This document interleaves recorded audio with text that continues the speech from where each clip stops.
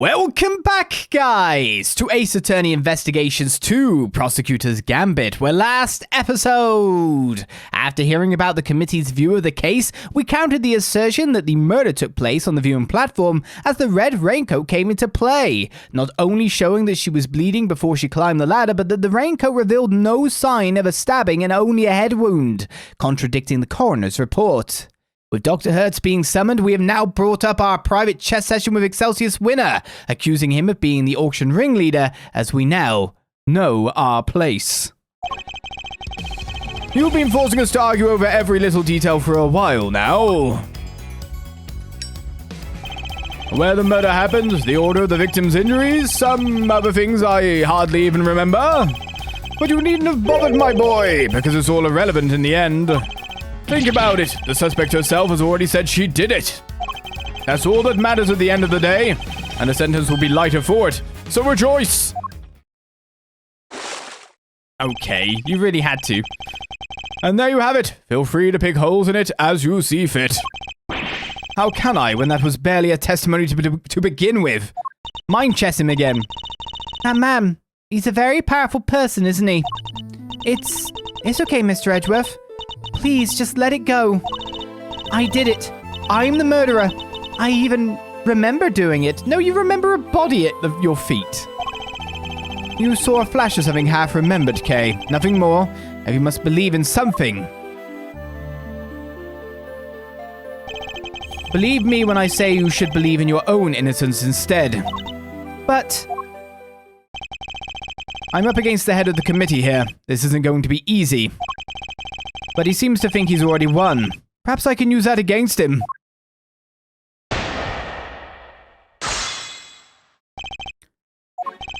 You've been forcing us to argue over every little detail for a while now. I mean, details are where the devil lies. We need to. That's the whole point of this. That's why I press everything. Even if the broad strokes are correct, it doesn't make something true.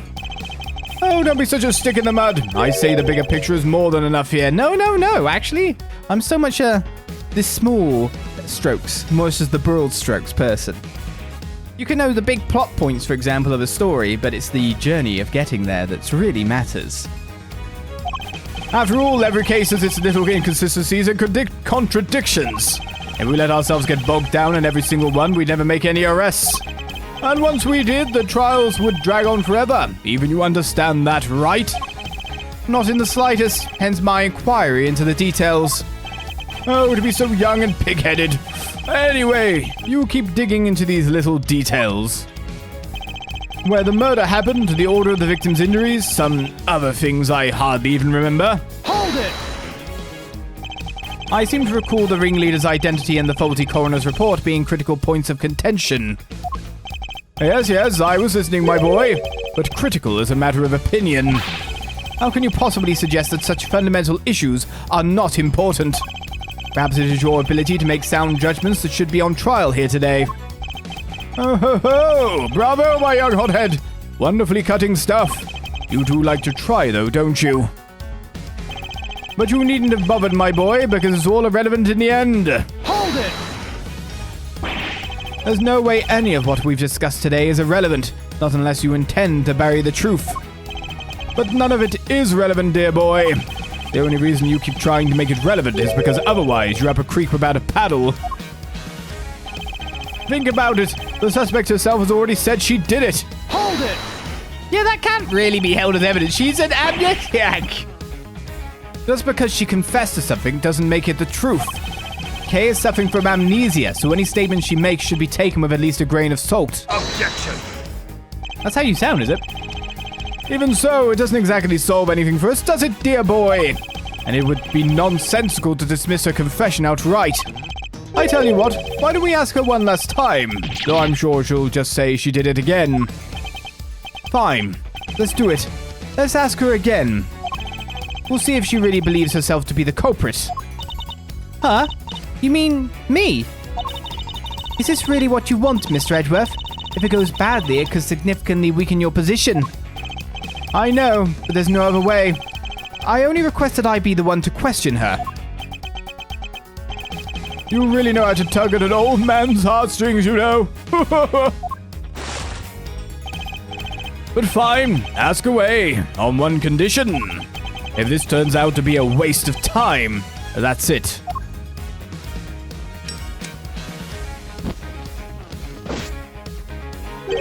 We'll call the proceedings to an end, then and there. Agreed? Call the proceedings to an end? You mean the hearing? Yes, dear boy, that's right. Perhaps you aren't a complete muddlehead after all. Now, just so we're clear, if we ask again and all that happens is the girl confirms her guilt, she is officially declared guilty on the spot. Yes, that sounds like a great plan if I do say so myself. Okay, music went. Things suddenly got quite serious, instantly. That's it. You just declare her guilty, just like that. That's the gist of it. It's a big risk, but he's going to find a way to condemn her either way if we don't do something. Kay! Yes? I know it's a lot to ask, but I need you to think. Do you remember anything else about what happened on the day of the murder? Anything that might help us prove your innocence? Why? Why are you still fighting it, Mr. Edgeworth? It's no use. I can't be of help to you. I'm sorry. I'm too scared to try and remember anymore. What if I remember something even worse? And if I did, I'd just be making more trouble for you.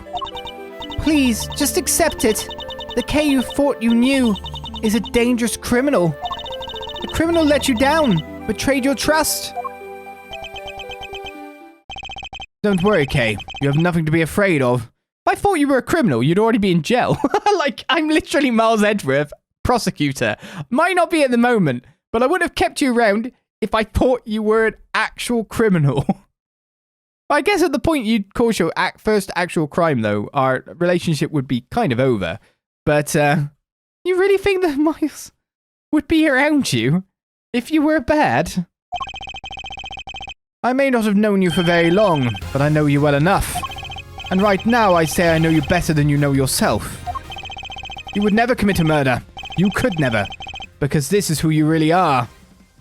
You are the Yatagalasu. You steal the truth. Correct? Take that! God, that was half a bar, so you don't get guilty straight away, but half a bar. You're the great thief Yatagalasu, a noble outlaw who would never stoop so low as to kill.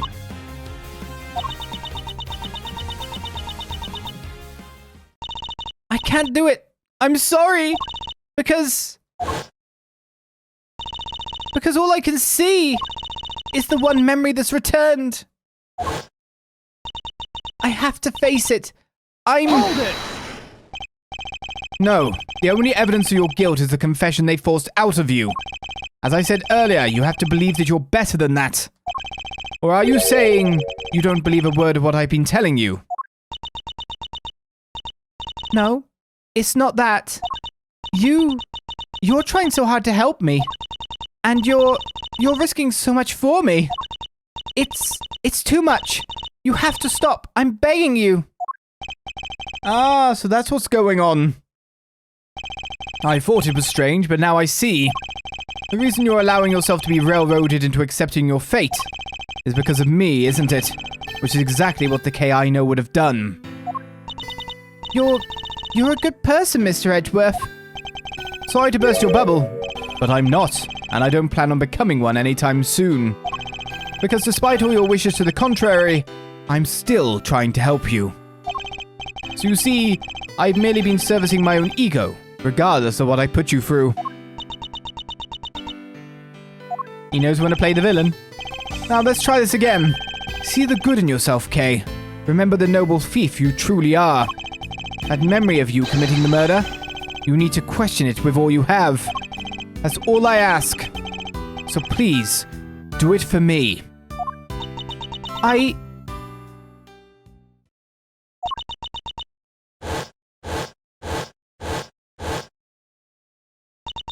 Ah! Kay! What's wrong? Did you remember something? Ho! It'd be like some cliche movie plot if she did. Oh, come on, this is like Ace Attorney. It's nothing but cliches. And that's why we love it. Sorry, I wasn't expecting that response. A cow? Okay, sure.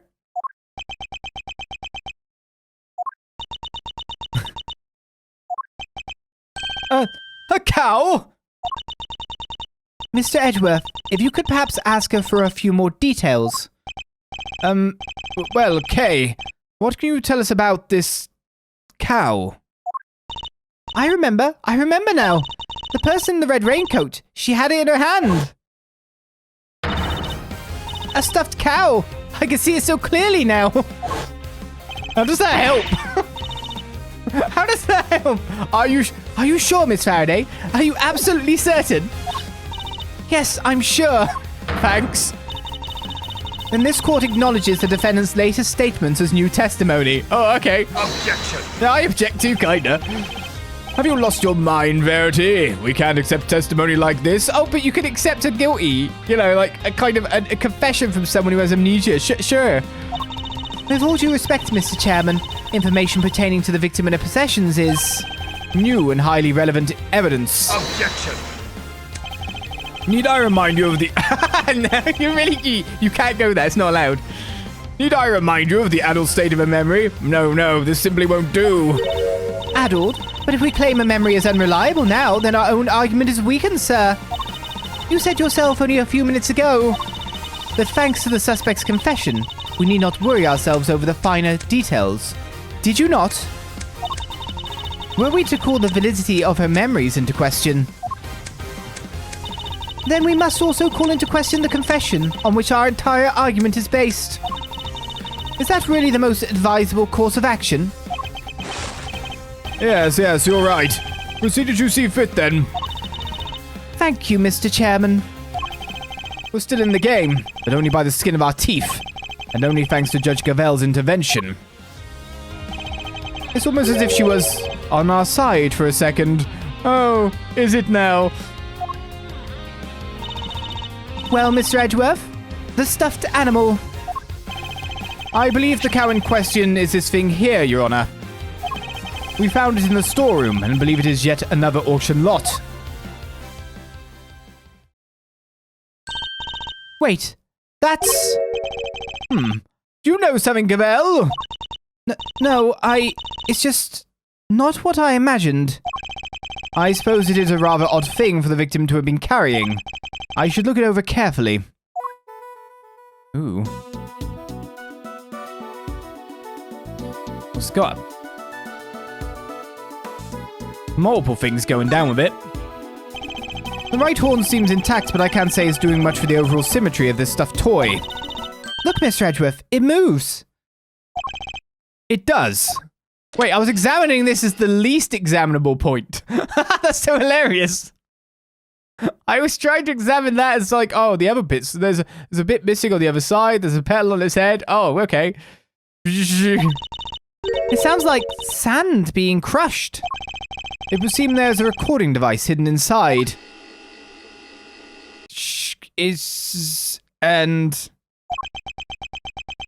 Oh. I knew it was you the moment I laid eyes on you. You can't hide that burn from me. Is it Excelcius's voice, maybe? Nothing to say for yourself? I've waited so long for this day, and now I'll finally have my revenge.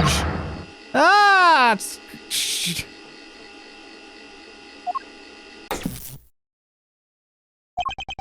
Could this be the moment of the murder? Has someone made a recording of it? Of course, we can't hear what the voice is. Fitted with a recording device that captured part of a conversation, one of the people recorded had a prominent burn. Hey, that's them right there. That's them right there. I want to examine that thing more. Examine this side and found a recording device. Could we not have examined this earlier? We never examined the other bits, though. The left horn is missing. I can't help but wonder where it went. Although even if we were to find it, it might not be easy to fix up either. And we've got petal on his head. There's a cherry blossom petal caught in the fur here. Kay told us she saw the toy fall to the ground at the foot of the cherry tree upstairs. I guess that explains how this petal got stuck here. Was this not examinable up until this moment and that's why we couldn't do it? Maybe. Hey, that's them right there. Them's the voices I heard. Sure as eggs is eggs. Overruled. Unfortunately, we have no way of verifying when these voices were recorded. It's possible they have nothing to do with the murder. If only there was some accompanying video footage. You got bugs in your ears or something, lady? I done told you. Them's the voices I heard. And we already know the victim was holding that thing, right? So it's got to be from when she got. Yes, it is a possibility, but a weak one without more than your word to back it up. I mean, we go by so much more on testimony. What the hell? We have literal audio and someone corroborating the point of time it was. That should be more evidence than a lot of the stuff we've got at this point in time. We need something more, something credible. Oh my god, a lot of hearts not credible. We need. Yet again, she seems to be stepping in help. Stepping into help, maybe. Stepping in help sounds dirty? I don't know. Oh, I've stepped in help again. Judge Cavell, I think we all know the voices are from the moment of the murder. Consider for a moment the words we heard one of the speakers say. I knew it was you the moment I laid eyes on you. You can't hide that burn from me. I would like to know the timbre of the voice. I believe we have something that could explain what these words are referring to, and how it's all related. Which piece of evidence proves that the voices are from when the murder occurred? I don't know. I literally do not know. I knew it was you the moment I laid eyes on you. You can't hide that burn from me. I believe we have something that could explain what these words are referring to and how it's all related. Oh. We're just targeting the burn. So we're targeting other remarks, prominent burn mark on back of victim's right hand, which identifies one of the people. Correct? Take that! The coroner's preliminary findings. How do they prove anything? Indeed, what on this page shows that the voices must be from the time of the murder. I don't know if it's the time of the murder, but it's just the fact that it's... I don't know if the time is the relevant point here. Take that!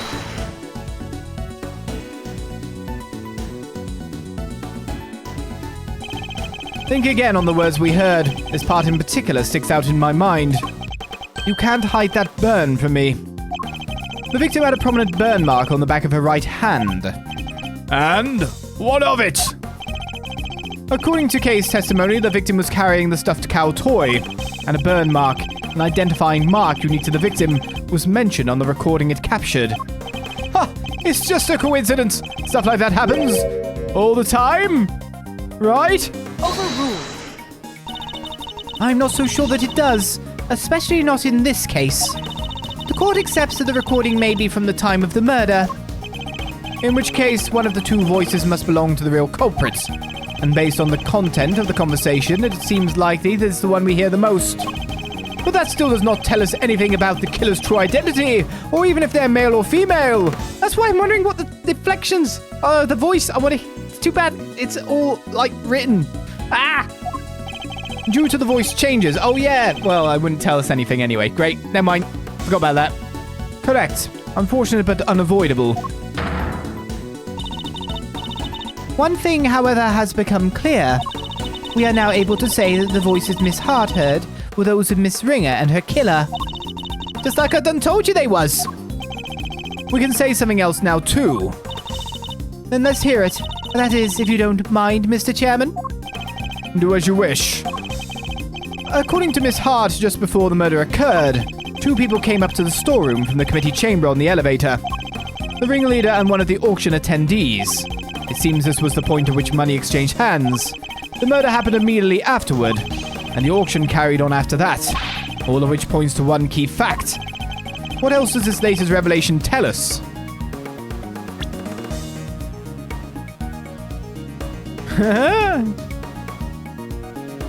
Two people came up to the storeroom from the committee chamber on the elevator. The ringleader and one of the auction attendees. Seems that this was the point at which the money exchanged hands. The murder happened immediately afterwards, and the auction carried on after that. All of which points to one key fact.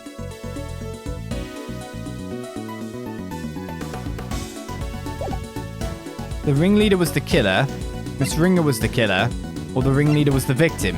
The ringleader can't have been a weapon.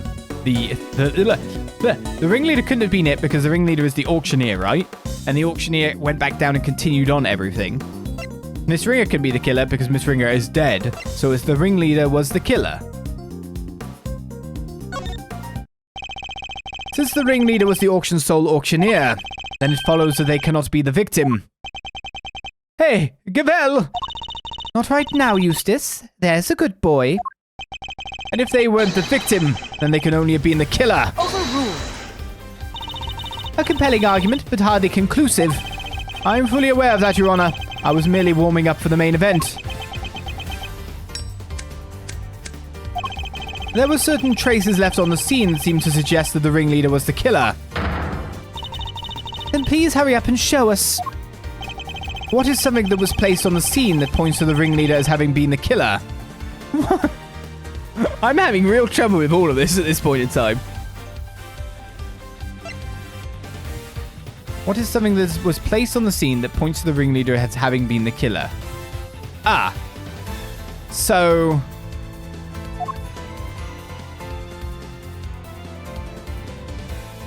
just looking through everything here.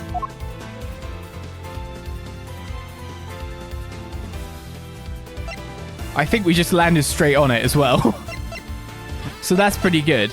So the ringleader has to have been the killer because the ringleader would have had to have continued the auction, got everyone out of there through some route or another when there was blood in the body there. So did the other people there also see the body? You know what I mean? And the blood that was there beforehand? But the person who would have had to then be able to doctor the scene, as in get the blood down here, clean up the blood upstairs, do all of that jazz. And then, of course, would hide their operation, correct? Take that! The killer deliberately left a large pool of blood at the foot of the Goddess of Justice statue. It was due to that blood that we originally thought the murder had happened in this chamber. But it was simply a ruse, designated to cover up the blood that had dripped down from the storeroom. In order to conceal the existence of the underground auction, correct? Correct. If the culprit had nothing to do with the auction, they would have had no reason to cover up that blood, which further supports the theory that the ringleader and the killer were one and the same. And as to the identity of the ringleader, do you have anyone you'd like to name? The auction is always held in this committee chamber, with his storeroom located just overhead. So at the very least, we know the murderous ringleader has some connection to the committee. Yes, yes. And you suspect me, correct? Do you want me to say it? As the committee's most powerful member, that should hardly be a surprise, right? Objection! You're a fine prosecutor, that much I'll give you. But as I think I may have mentioned already, you're also hopelessly naive.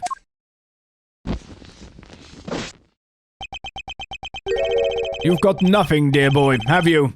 No evidence whatsoever. Unless you've got something to share after all. Ah. Do I have any evidence to show that Chairman Winner is the murderer? I am 100% certain that I do not. Not at this juncture, which is why we try to testimony. We need to get him to to implicate himself, which is going to be very hard if someone knows the law that blimmin' well to be the committee chairman. They should know the law pretty well to also be, like, doing lots of things that is against the law and manage to escape being brought to justice for it. Voice changer? Yeah, I have no evidence to that. It was Chairman Winner himself who brought up the fact that I suspected him. And he seemed confident right from the get-go that he's untouchable. Which means he knows. He knows I have nothing. Well, he also handed us our evidence at the start, so... of course he'd know what evidence we have, too. Ho ho ho! Well, Miles, my boy, time to play the piper. Ah, I've always wanted to say that. Faraday, he's all yours. Wait. Dang it, I just remembered something. Oh? Huh? Did you have amnesia too? Nah, it just it just came to me. Flash of inspiration, you know how it is. Very well, say your piece. Objection! What are you doing, Verity? Mr. Edgeworth has made it clear that he won't give up until every last lick of hope has been extinguished. So extinguish we must, lest he try to drag us through this excruciating process again in the future. I like how you're using wording that is deliberately tilted towards Excelcius here. Extinguish, lick a flame kind of thing. You're appealing to him. Yes, what she said. I don't quite get it, but it sounded pretty cool. Don't worry, Dad. I'll help Gavel bring this to a winning finish. We'll show them how wrong they are. Fine. Let's hear what the witness has to say. You heard the chairman, Miss Hart. If you would be so kind. Well, all right then. Here goes nothing. The facts, Miss Hart, and nothing but the facts, please. Don't you worry your pretty little head on that front. I'm a journalist. Truth's my middle name. Color me officially worried. So the ringleader's the killer, right? Which makes the victim one of them auction goers. Thing is, that don't add up. I counted 11 people coming down that hatch, see? Then the murder happened, and then the auction started back up again. Now, I had me a look back downstairs right after that. No. How wouldn't you know it? There were 11 little duckies all lined up in a row again. How? And you're sure of this, Miss Hart? That's confusing. Sure as sure can be, you gavel ship. Saw him with my own 2 peepers. So, 11 before the murder, and 11 again right after means... Wait, that's a thingy! A contradiction, Eustace. Do try to keep up. Miss Hart, did nothing really change at all? I done told you already. They carried right on again like nothing ever even happened. Oh, except for it wasn't nothing much, but... What is it? That little old mallet doodad. Can't have yourself an auction without one. Oh, a gavel. Kind of like the one Missy over there's got, but different. The auctioneer's hammer. That's the bunny. I done heard that thing banging and clanging right the way through. Then nothing. Just like that. So the noise of the hammer stopped midway through. Could it have something to do with the murder? It's literally the murder weapon. Okay. Bonked on the head. But it's like, now we've got to like wonder where Ringer's movements were. If there were still 11 people downstairs and all.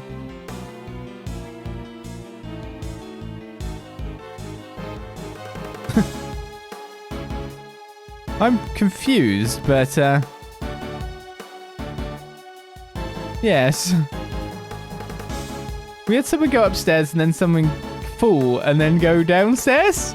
I think we might see a possibility for a maybe not conscious person to be added to the mix. I don't know. That would be hilarious if that was the truth, but still. If what Miss Hart is telling us is true, we have something of a problem. Namely, that if the victim is neither the auctioneer nor one of the attendees, your entire theory cannot stand, Mr. Edgeworth. Ah. Chalk one up for justice. Eat that, Edgeworth. Eat that, Edgeworth, is what I should have said, but I was just realizing at the time. See, Mr. Edgeworth, there really was nothing we could do. No, there must be something we're overlooking. Something we still don't have an explanation for. I just need to think. If I can't, Kay is... Alright, kids, do we finally have all our answers now? If so, then I expect you to make good on... One moment, sir. I worry that it might still be a little early to pass judgment. After all, we have one more matter yet to resolve. And until we do, we cannot claim complete and total victory over Mr. Edgeworth. Again, an appealing statement. Is that not so, Mr. Edgeworth? Frankly, I expect you to have raised your voice by now. A loud, hold it, perhaps? Oh, yes, of course. And once again, she has rescued us from the jaws of defeat. Oh, come on, Edgeworth. You should understand this act. You've done it yourself. Very well. Let's get this over with, shall we? What is this one matter that still remains? Why, the contradiction in the coroner's report, sir. That's... I'm back with the witnesses, Your Honor. What's this all about? Why'd you call us back down here? Did somebody suddenly fall ill? I'll have a compress ready in 2 shakes of... Ouch! This better be good. Did somebody else drop dead? Well, they might soon wish they had. Dr. Hertz, Miss Needler, thank you for coming on such short notice. Let me assure you this won't take long. Quit trying to butter me up and cut to the chase, will ya? Of course. We summoned you here to confirm something. What is Judge Gavelle up to? Dr. Hertz, this court asks that you provide the unabridged truth regarding the following. Do you stand by your preliminary findings? Can you vouch for their complete and total accuracy? Grandma doesn't make mistakes, ever! I know, it's very deliberate. That's strange. Huh? What do you mean? In the course of this trial, an error was indeed found in her report. And so I ask again for the truth, Dr. Hertz. Did you alter, tamper with, or in any way falsify your findings? That's awful. How can you even say that? What are you asking me for? Why the heck would I want to do that? To help the true culprit, of course. As if I know anything about all of that. I just know I didn't do anything of the sort. Then that seems doubly strange. What other explanation could there be for the discrepancy in your report? Mr. Edgeworth, I wonder if you might have any thoughts on the matter. It's not like you to be coy, I must say. Why does she keep taking charge and helping me? I still don't know what she's trying to do, but I'll happily take what I can get. If everything was recorded accurately and then handed off to Mr. Winner according to protocol, then the report shouldn't contain any mistakes. Wait! For the record, I didn't do anything to the report.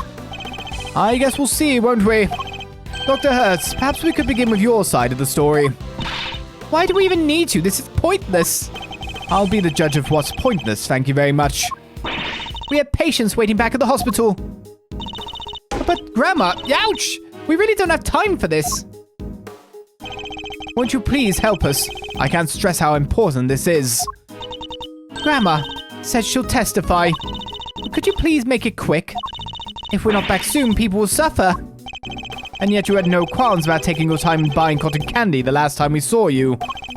We'll let you go as soon as we can, I promise. Assuming you tell us the truth, that is. And so we end another episode on another testimony. The so-called mistake in the report is not a mistake. It's deliberate. No mistake was made. I'm not saying a mistake was made. I'm saying a forgery is made. But we'll talk about this more next time. It's more to the point that you actually didn't have the thing there that said, like, she was stabbed in the heart, which allowed me to have reasonable doubt about movements no matter what, which was absolutely brilliant. It just doesn't, like... We had a lot of issues with the candelabrum in the first place. Just couldn't stab far enough. But you must know the cause of death is a head wound. You must know. And I see going up, head wound staggering, falling conscious, being put in the thing. Maybe you were indeed finished off with the candelabrum, but the candelabrum doesn't stab that much. Blood loss in the end, I guess. But enough to, like, knock someone absolutely dizzy and put her out of commission at the very least. So, let's get more to the bottom of this next time on Ace Attorney Investigations 2, Prosecutors Gambit. And I will see you that next time for more. Until then, I say, bye-bye.